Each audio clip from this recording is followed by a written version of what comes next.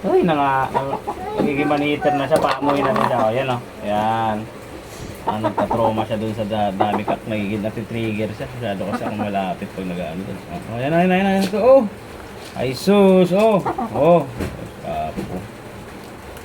Timang eh. Oh. Diba? Oh.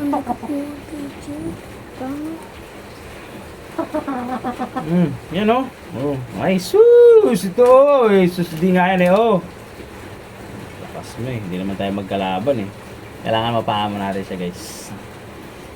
Ganito muna gagawin natin sa kanya. Dapat to eh. Iwasan mo na siguro hawak to mga 2 linggo, 3. Dahil doon sa dami kak eh. Titrigger siya kasi syempre malapit ako. Gano'n ako ng gano'n eh. Kaya akala niya kaaway niya ako. Mahirap tuloy-punin. Eh, mahirap yung ganito kapag di ba, pakondisyon na siya tapos lalaban mo na, di ba?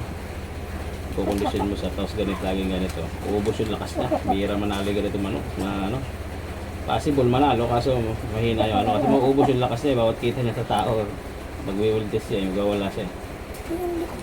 Ito. Ikaw kaya. Huwag mo akong kalaban. Hindi mo naman akong kalaban. Dito ka, dito sa kabila. Huwag nga, hindi nga ako kalaban. Kulit mo. Bakit kinurit ba kita? Yan o.